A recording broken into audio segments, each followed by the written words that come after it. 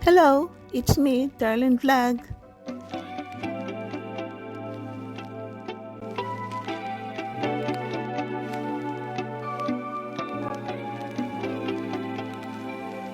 Hello mga katanbins, Kalingap ka Jomcar. For today's video, bago tayo mag-reaction, i-shoutout muna natin si Kuya Val, si Ate Edna, si Kalingap Rap, shoutout kay Jomar Ate Carla, shoutout sa lahat ng Kalingap partners, siyempre ang Karipa Karaba, shoutout sa inyo lahat na manonood, sumusuporta sa ating video, sumusuporta sa Kalingap, ang mga sponsors ng Team Kalingap at sponsor ng Jomcar, shoutout po sa inyo lahat. Okay, kagabi sa Karaba, ang ganda ng usapan natin, no? Kasi itong pagpapatolpo kay Kuya Val, yung pinatolpo siya, at yung magpapatolpo siya ngayong hapon. So, ang oras ngayon is 1:08, no? Alas 1:08 ng hapon. So, parang 2 daw ang tolpo. So, pero yung Thursday, last week, parang alas 3 ng hapon yung tolpo, parang ganun po, no? So, abangan po natin ganun oras. So, yung kagabi, habang kami nag-usap, si Angie De Vera is umiyak. Sabi ko, akala ko ako lang iyakin. So, hindi maiwasan, ako rin ay naiyak. So, ngayon sa video na ito, pipilitin ko huwag maiyak. No? Huwag maiyak. So, si Angie De Vera, umiyak siya. So, hindi ko yung maiwasang maiyak kasi iyakin ako, di ba? Nag-sentimental ako kasi napag-usapan namin yung mga lahat na nagawa ni Kuya Val sa kapwa, no? Siya ang bumuo ng foundation na ito. Ay, naiyak naman ako. Siya ang bumuo ng foundation na ito. Siyempre, kung anong ginagawa niya nung panahon, tumulong, ni-share niya sa mga tao, kaya tumanggap siya ng mga charity vlogger sa dait. Pinatira niya sa bahay niya, kinupkup, may sweldo sila, may allowance. Sabi nga po, ang bahay daw nila is halos araw-araw ang may kumakatok, hindi na vlog-vlog. Kasi ito si Kuya Val is talagang matulungin daw siya noon pa. Siguro sabihin natin siya, ganyan siya matulungin. Mag-asawa sila, no? Na si Ate na lang nagtatrabaho. Tapos si Kuya Val is nagda-tricycle driver, yung nasabi ni Rob na nagbibinta rin ng isda. Minsan sumasama siya sa papa niya. Ito si Chris, lagi sumasama sa papa niya. Tumutulong daw talaga si Kuya Val sa mga tao. Kung naalala po natin, ito si Kuya Val is, nung nagda-tricycle pa siya sa Facebook daw, may tinulungan siya. Parang nag-viral yung tinulungan niya. So ang kay Kuya Val lang is upload hanggang sa maraming na-viral yung isang video niya. Yun, nag-post po siya. So, na-convince siya nito, etas is Papa Franz, o kung sino ba yun, na-convince siya na mag-YouTube. So, hanggang itong naging charity vlogger, si Kuya Val. So, dito nga po, no, nalala po natin, ito ba yung siminto? Ang siminto nga na kwento ni Kuya Val na, yung pinaayos na yung kwarto ng dalaga, tapos kinulang daw ng simento, tinawagan ng mga trabante sa kulang daw simento. So, sabi niya, hiramin niyo muna ang simento dyan sa kay kasi may simento daw sila, no, na binili ata ng sponsor ng ito si Leo D. So siguro nagpaalam ba o hindi naman nabanggit. So siguro nagpaalam tong mga tao na ito. At ito nga, nagamit ni Kuya Val, baka hindi pa nabayaran sa araw na yun, no? Itong nanay nagko-comment sa mga live na parang bang lumalabas na ninakaw ni Kuya Val yung simento. Hindi naman sinabi na ninakaw, parang ginamit, ano po. So, ang nakakalungkot, tong alam po natin na yung simento ay ginamit sa kwarto ng anak is bakit sisingilin mo pa, no? Parang sinasabi daw na may pira daw diyan yung Leo daw, pero ang sinabi ni Kuya Val na wala, no? Binasa pa nga niya yung nag-ambagan doon sa kwarto ni Vic. Siya pa nga nagpaayos, di ba po? At more than 100,000 ang nagasto ni Kuya Val. Matagal na yung tumutulo pero hindi nila na ipaayos yung naka-scout sa kanya mga sponsor, hindi na napaayos ang tumutulo. Kung hindi kay Kuya Val, hindi mapapaayos yan. Kung sabi nila, kaya naman namin, no? Bakit hindi nyo pinaayos noon, no? Nung nakaraang buwan? Bakit si Kuya Val pa? Dahil si Kuya Val ang may concern. Kayo wala, no? Na ngayon napaayos, pati dalawang semento, yun, pinaparinig, sinisingil. So, ang ginawa ni Kuya Val, bumili, na alam po natin na parang na-vlog niya yung sa live niya, yung about sa semento, in-explain niya.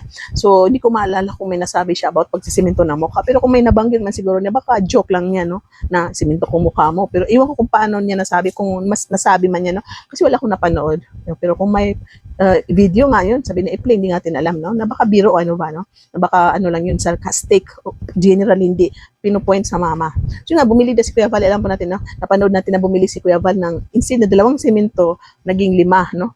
Dinagdagan niya yung semento na 2, ginawa niyang 5, at bumili siya, parang hindi nga alam ng mga kasama niya na pumunta sa hardware, bumili ng semento. At nakita po natin sa video, 5 beses niya kinarga yung semento na yung dalagang yung isang tindera, tinulungan siya na iangat yung semento para i-apat sa braso, sa shoulder niya, walang labor. Yung bata, nagvi-video. Nakita natin 5 beses pinasaan ni Kuya Val yung semento. Mabigat yon. Ilang kilo ba yung semento, Side? So, tinanong ko yung anak ko, 40 kilos daw yung semento. Mabigat yun, ha? Sa edad ni Kuya Val, mahirap na yun sa edad niya. At ito si Kuya Val, may high blood pa. 'di ba?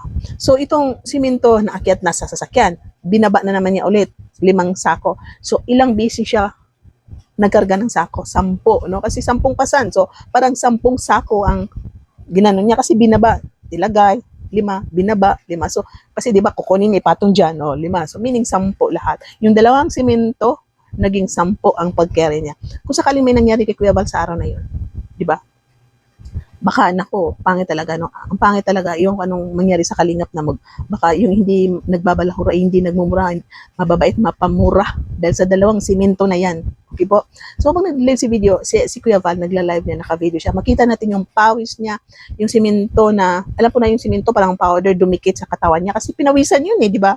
At pati yung mukha niya, kasi pagkarga niya sa simento, ginanon niya, so baka gano'n, nakita na yung simento dito sa mukha niya, ang dumi-dumi, pero hindi niya naisip yung, hindi siya nagsabi na, ang dumi ko, ang nasabi lang niya, ang init. Kasi alam po natin, ang init ng panahon. Paano kung na-high blood siya doon, na stroke? Kasi alam po natin, itong high blood, yung mga maiinit na panahon, mainit sa labas, pwede ka ma-heat stroke or ano pa. At alam po natin na masama ang loob ni Kuya Val sa araw na yon, di ba? Pag masama ang loob mo, may high blood ka, may mga hindi natin alam anong mangyari. Pero marunong si Kuya Val magdala ng kanyang sarili. At yung habang nag-drive siya, sabi niya, kung sakaling mamatay tayo, sabi niya, mamatay ako, na or mapatay ba or mamatay man sa mga araw na yan, pagtulong niya is be it. Di ba, no? So, be it. Kasi ang importante daw nakatulong siya. So, what if, no, na may nangyari kay Kuya Val noon? Dahil sa pagtulong, binalik ang simento, makokonsensya ang sino man yung nagsabi, nagpaparinig sa simento na. So, mabuti, ang bait ng Panginoon dahil si Kuya Val is, yun, walang nangyari sa kanya. Kaya itong mga karaban, hindi iwasan na paiyak. Nag-sentimental po kami, dahil nag-emotional kami, dahil ngayong nakita natin si Kuya Val na marami siyang natulungan. At itong karaba is, Kalingap is family na ba? Kasi ako, diyan umiikot yung oras ko araw-araw sa Kalingap. Panunod ng mga video ni Kuya Val, video ng mga reactors, video ng mga charity vlogger, kakascroll natin. Hindi na ako nakakanood ng mga favorite ko na pinapanood dahil nakafocus yung oras ko dito sa Karaba. Kasi family na no? Family, kaya nalulungkot po tayo sa nangyari. So mamaya po, abangan po natin, i-upload ko ito, abangan po natin ang Tolfo, no? Tolfo. At sana lahat ay magkaisa, wag po tayo mag-bashing doon, wag po tayo mag-comment na nika. Ang lahat ng i-comment natin is Mabuhay Team Kalingap, #1Kalingap, one family, no?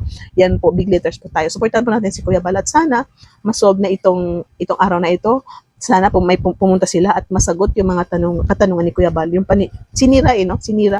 Yung bang nasira, I mean, yung bang, di ba? Ang Kalingap. Kaya si Kuya Val ang founder ng Kalingap. Kaya gusto niyang i-fix itong pamamahiya daw sa foundation niya. So hanggang dito na lang po. Supportan po natin ang Team Kalingap. Thank you po sa lahat. Shoutout at God bless you everyone. Ingat po lagi.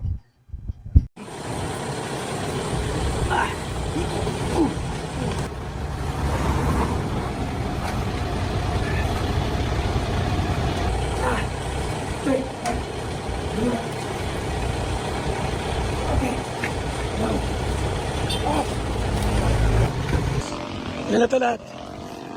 1, 2, 3, 4, 5. 5 na po. Wait lang na, ito ang pera. Ganda ano, ha? Sige na yan. Tay, thank you ha. Ate kayo dyan. O yan na. Kuya, kahit sige, isa na lang.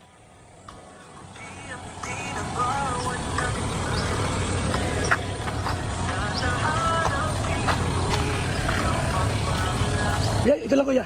Yan o. Ako naman kami, ito sa akin. Tao po. Tao. Tao. Ano ko lang yung simento? Pasok. Ha? Kaya ano daw sa akin yung simento? Ako naman ano? Ako naman pasan. Ano mo sa akin? Ako naman pasan. Wala kasi yung kasama eh. Ano mo sa akin sa...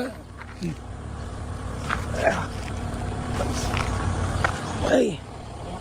Di, lahat na yan. Oh. Ay. Ito ko nilagay. O yan ha? Ay, parehas pa yun. Oh. Lahat yan. 5 yan, 5. Yan na.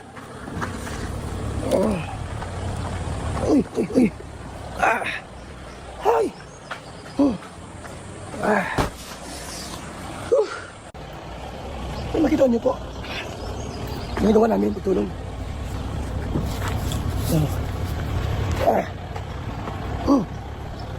Ay.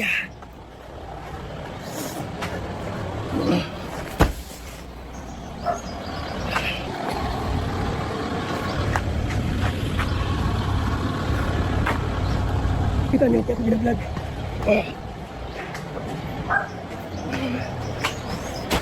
Ako po ay wala pa akong kasama. Bigas, pinapasan ko po. The time, ako po ay wala pa sasakyan, motor pa lang po kami po. Meron pa dyan, isa na lang? Ito na lang? Ang ano, simento. Wala. Nawala yung tao. Oh, let's go.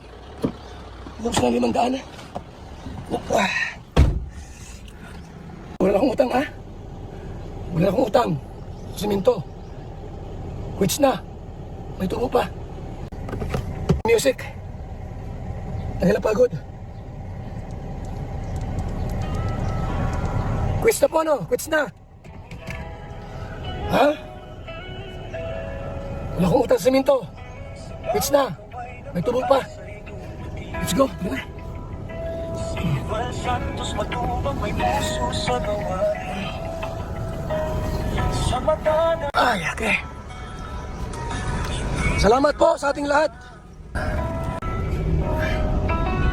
alintana ang hirap o bago. Basta't may matulungan sa bawat hamon. Puso niya Tayo may mapahamak, makulong, mapatay sa ating pagtulong. So be it. Ang programa po namin, Team Kalingap, ang programa ni Val Santos Matubang, ay abutin ang pamilyang hirap sa buhay. Wala kami ibang layunin hangarin po, kundi makatulong. Pabago ang takbo ng buhay po nila. Na mula sa kahirapan, lugmok sa kawalan, ay matulungan namin maiangat ang buhay po nila. Libo-libong tao na po ang natulungan po namin. Napabahayan po natin. Marami na pong nabahayan ang Team Kalingap.